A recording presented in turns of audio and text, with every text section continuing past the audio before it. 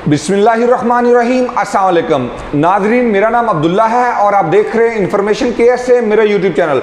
बहुत बड़ी खुशखबरी के साथ आज हाजिर हुए हैं, बहुत बड़ी खुशखबरी के साथ।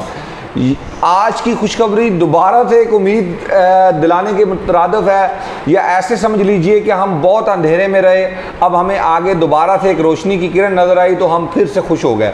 यकीन करें, इससे पहले मैं मायूस हो चुका था कि अब मेरी जो उम्मीदें थी वो दम तोड़ रही थी, तो अब दोबारा से एक उम्मीद की किरण हमें नज़र आ गई है और मुझे 100 में से इंशाअल्लाह ताला 90% यकीन है कि इंशाल्लाह इस पर अमल होगा।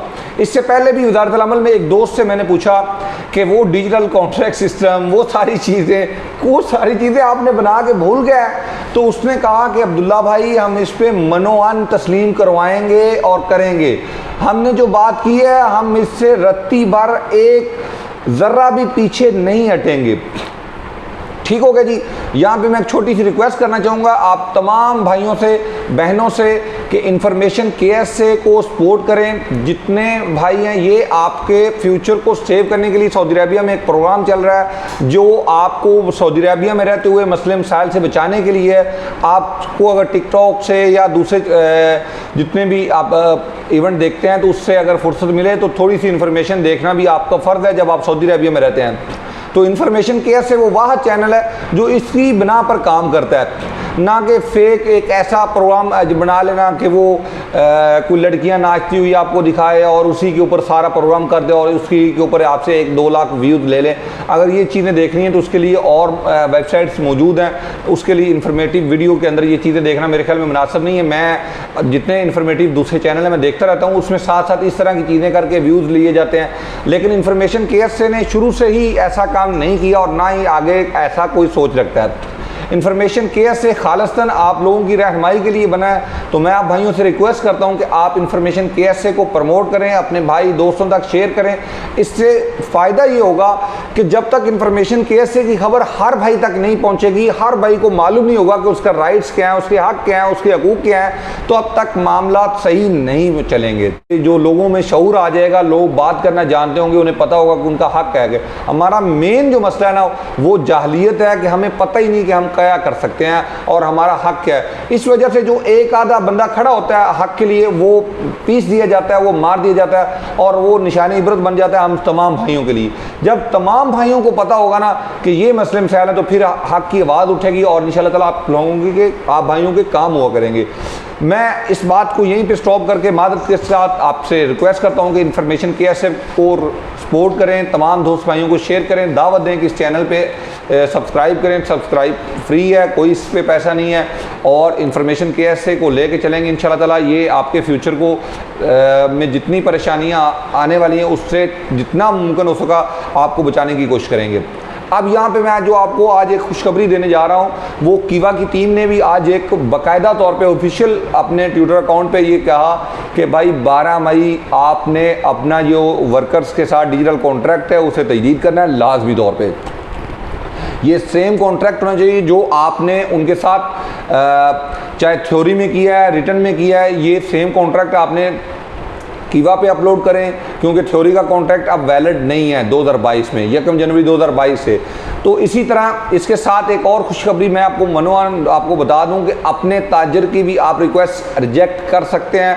अब यहाँ पे सिर्फ एक सिंपल सवाल है कि अगर आप अपने ताजर की रिक्वेस्ट कैंसिल कर देंगे तो कितने दिन बाद आप ट्रांसफ़र लेंगे। ये अभी तक ये एक मामला है जो अभी तक हल नहीं हुआ। मेरे ख्याल में ये 90 डेज़ ही होगा।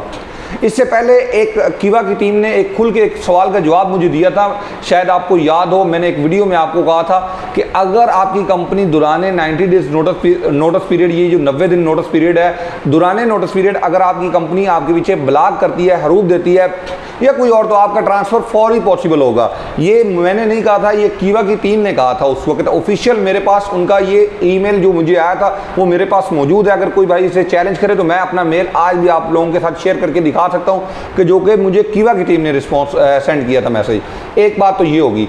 अब यहाँ पे ये बात पे अमल नहीं हुआ, बाद में हम इंतज़ार करते रहे, तो इसमें अब जो है वो नई अमेंडमेंट आना शुरू होगी। एक दो दिन पहले मैंने आपके साथ एक ख़बर शेयर की थी हरूफ के मतलब, उसमें बाकायदा तौर पे कहा गया है कि अगर ब्लॉक कैदी दिया जा रहा है तो हम इसे कैंसिल करेंगे और कोशिश करेंगे कि आपको 2 हल आपके सामने रखे जाएं, जस्ट 1 एग्जिट, सेकंड ट्रांसफ़र। इन दोनों पे आपको और आपकी कंपनी को रज़ामंद किया जाएगा। इन दोनों के अलावा जो तीसरा हल है वो आप लोगों की सुलह है, वो पहला हल है कि वो आपकी सुलह का पहली कोशिश करेंगे, दूसरे नंबर पे आपको ट्रांसफ़र या एग्जिट पे कायल करेंगे आपको और आपकी कंपनी को। इसके अलावा गैर कानूनी तौर पे आपको रहने की इजाज़त नहीं दी जाएगी, याद रखें मेरी बात। आने वाले दिनों में इस पे अमल होगा। अब इसकी उम्मीद कि किरण जाग उठी है और इंशाल्लाह ताला इसी तरह इस पे अमल होगा। अब इस पे बाकायदा तौर पे काम स्टार्ट हो चुका है। आज किवा की टीम ने भी रिस्पांस किया है और 12 मई एक डेट दे दी कि 12 मई तक आपके पास टाइम है, अपने वर्कर्स के साथ डिजिटल कॉन्ट्रैक्ट करें। लाजमी तौर पे ये कॉन्ट्रैक्ट GOSI.SA गोसी पे भी मौजूद हो, जिसे हम तामीनात इज्तिमाइया कहते हैं। तामीनात इज्तिमाइया के हवाले से आप में अबहाम है कि कुछ भाई कहते हैं भाई मेरे कफील जो है वो मेरी 2000, 5000, 4000 जितनी भी एग्जाम्पल कर लें सैलरी है, लेकिन कीवा पे और गोसी पे 400 रियाल रजिस्टर है। कीवा की मैं बात नहीं करता, लेकिन ये जो GOSI.SA सोशल इंश्योरेंस है इसकी बात करूं तो अगर इसमें 400 रियाल सैलरी है तो इसका मतलब है 8 रियाल आपकी कंपनी आपका माहाना सदद कर रही है सोशल इंश्योरेंस को। जब वहाँ पे इंश्योरेंस में 8 रियाल आपके महीना भरे जाएंगे तो आपके एंड ऑफ सर्विस क्या बनेंगे? अगर 20 साल भी आप सर्विस कर लेंगे तो मेरे ख्याल में 1000 रियाल नहीं बनेगा। तो ये एक चीज़ है जो आपके लिए लम्हा फिक्रिया है। आपको ये चाहिए कि जो आप सैलरी रिसीव करते हैं वही होना चाहिए, और ये आपको GOSI.SA पे अमेंडमेंट का हक है कि आप वहाँ पे कमेंट कर सकते हैं, आप फीडबैक दे सकते हैं कि मेरी सैलरी 2000 है, यहाँ पे 400 लिखी हुई है, 1200 लिखी हुई है, जो भी लिखा हुआ है जो गलत है उसे आप दुरुस्त कर सकते हैं। एक बात तो ये होगी मेरा भाई, इसे दुरुस्त करना ज़रूरी है। यहाँ पे चंद भाई कहते हैं कि मेरी सैलरी वहाँ पे ज़्यादा लिखी हुई है, तो उससे तो शायद आपका फ़ायदा ही हो कि आपके एंड ऑफ सर्विस ज़्यादा बनेंगे उससे, ठीक है जी, उससे आपको नुकसान नहीं। कम लिखी हुई है तो नुकसान है।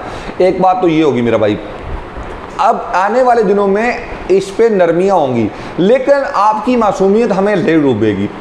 आने वाले दिनों में भी सनद अमर बहुत हैवी रहेगी, टर्म्स एंड कंडीशन बहुत हैवी रहेंगी। ये जो कॉन्ट्रैक्ट करते वक्त आप आर्टिकल 83 या इस तरह के जो आर्टिकल होते हैं उसका हवाला दे देते हैं तो इसमें आप जकड़े जाएंगे। मैं इस पर मुकम्मल तौर पे जो हमारा सिंगल टॉपिक वीडियो का सिलसिला जारी है उस पर वीडियो ऐसे बना दूंगा कि आपने किन शराइत के ऊपर कॉन्ट्रैक्ट एक्सेप्ट नहीं करना, और कोशिश किया करें कि कंपनी के साथ 1 या 2 साल का कॉन्ट्रैक्ट एक्सेप्ट करना है, इससे ज़्यादा का कॉन्ट्रैक्ट आपने एक्सेप्ट नहीं करना कंपनी का। कोशिश करें, मैं ज़ाती तौर पे आपको जिस मशवरा दे रहा हूँ, बाकी आपका दिल करे तो इंशाल्लाह 10 साल 20 साल का करें, लेकिन मैं आप भाइयों को इत्तला देता हूँ कि ये आप बाद में आप पछताएंगे, परेशान हो जाएंगे कि ये मैंने किया क्या है। इसलिए आपको चाहिए कि 1 साल या 2 साल से ज़्यादा का कॉन्ट्रैक्ट एक्सेप्ट ना करें। टर्म्स एंड कंडीशन के बारे में मैं आपको एक नई वीडियो में आगाह करूँगा। अब चलते हैं साहब का एक जो लास्ट मैंने वीडियो अपलोड की थी उसमें मैंने एक केस का हवाला दिया था कि इस भाई को ने केस किया, उसका छोटा सा वाक़या दोबारा से बयान कर देता हूँ, शायद कोई भाई नए आए हो। एक भाई ने केस किया अपनी कंपनी में कि मुझे एग्जिट जाना है या ट्रांसफ़र चाहिए, मैं आपके साथ काम नहीं कर सकता मज़ीद। इस दौरान उस कंपनी ने उसका वर्क परमिट जो है वो रिन्यू कर दिया 1 साल के लिए और 3 महीने के लिए इकामा रिन्यू कर दिया। ये बंदे ने अभी तक ट्रांसफ़र के लिए तलब नहीं मंगवाई थी, ना ही ये बंदा कंपनी से हरूब हुआ भागा था। इसी दौरान इस शख्स ने मकतब अमल में जाके इसको चैलेंज किया, वहाँ पे अपना केस रखा उनके सामने, लेकिन 2 पेशी के ऊपर उनकी कंपनी पेश नहीं हुई। तीसरे नंबर पे उन्हें एक अदालत की तरफ से मैसेज आया कि आप ये केस की हियरिंग है। पहली हियरिंग पे ही उसका फैसला सुना दिया गया कि आप, क्योंकि आपका कोई डिजिटल कॉन्ट्रैक्ट भी मौजूद नहीं है, रिटर्न में भी कॉन्ट्रैक्ट नहीं है, तो लिहाजा अदालत ये फैसला करती है कि जब दोनों सूरत में आपका कॉन्ट्रैक्ट नहीं है तो ये जो आपका वर्क परमिट है यही आपका कॉन्ट्रैक्ट माना जाएगा। ठीक है जी, वर्क परमिट आपका बाकी है 1 साल, लिहाजा अब आप 1 साल की सैलरी अपनी कंपनी को पे करें और जहां जाना चाहते हैं चले जाएं।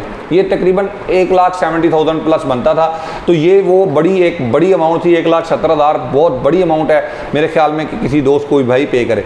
तो ये एक चीज़ थी, मैंने उस भाई को फौरी तौर पर मशवरा दिया कि इसे चैलेंज करो और अपनी कंपनी के साथ फौरी तौर पर सुलह करो। बाद में मैंने उससे स्टडी किया कि आखिर मसला कैसे पेश आया और पहली पेशी के ऊपर ही फैसला आ जाना ये कैसे पॉसिबल है। तो जब स्टडी कर रहा था तो एक बड़ा वीक पॉइंट मिला, जो भाई ने वहाँ पे दलाइल दिए कि मैंने बिफोर वर्क परमिट 20 डेज इन्हें अपडेट करने से पहले, मेरा वर्क परमिट रीन्यू करने से पहले 20 डेज बिफोर यानी 20 दिन पहले मैंने अपनी कंपनी को इन्फॉर्म किया था कि आप मेरा वर्क परमिट ना तजदीद करें, मैं आपके साथ मजीद काम नहीं कर सकता। तो ये एक बड़ा वीक पॉइंट था कि 20 डेज एक शॉर्ट नोटिस पीरियड है जो किसी कानून में भी मौजूद नहीं है। 90 डेज नोटिस पीरियड है। अगर इससे आपका फिक्स कॉन्ट्रैक्ट है तो वहाँ पे अगर डेट लिखी हुई है, दिन लिखे हुए हैं 30 डेज 60 डेज तो ठीक है, अदरवाइज 90 डेज है। लेकिन 20 डेज तो है ही नहीं, तो फिर वो 20 डेज का मतलब ये था कि वो वहाँ पे एतराफ़ कर रहा है कि मैं गलती पर हूँ। तो ये उस वक्त मेंबरशिप से पहले का ये मामला उन्होंने उनके सामने रखा था। तो मैंने आज उनका केस दोबारा से स्टडी किया जिसमें मेरे पास ये वीक पॉइंट आया कि भाई ये 20 डेज़ वाला मामला भी बड़ा संगीन, उन्होंने खुद ही एतराफ़ कर लिया कि मैं 20 डेज़ शॉर्ट नोटिस पीरियड दे के, यानी ये यूँ कह लीजिए को ये कह रहा है कि इनडायरेक्टली कि मैं कंपनी को ख़राब कर रहा हूँ, तंग कर रहा हूँ। तो इस बना के ऊपर कंपनी ये जो काजी है उसने फैसला उसके अगेंस्ट इसलिए दिया था। ठीक है जी। इसके अलावा भी वीक पॉइंट इसमें सामने आएंगे। बहरहाल जैसे जैसे मैं इनके दलाइल पढ़ूंगा तो मैं आप लोगों को बता दूंगा इस बारे में मजीद भी। बहरहाल इससे परेशान होने की ज़रूरत नहीं है। नेक्स्ट वीडियो में आपको ट्रांसफ़र के रिलेटेड सारी चीज़ों से अब आगाह करेंगे। सऊदी अरबिया में नया सिस्टम मुकम्मल तौर पर आने वाला है। आप इस बात पर हमें 100% श्योर तो नहीं होना चाहिए क्योंकि यहाँ पर कुछ भी हो सकता है, 10% रख लेते हैं। 90% श्योर हूँ कि सऊदी अरबिया में नया कानून लागू होने जा रहा है। बहुत बहुत शुक्रिया। अल्लाह हाफिज़। इन्फॉर्मेशन केयर से को प्लीज़ सपोर्ट करें ताकि यहाँ पे आप लोगों को आगाही मिले और नए आने वाले कवानीन के हवाले से आपको आगाही देंगे इंशाल्लाह। अस्सलाम वालेकुम जी।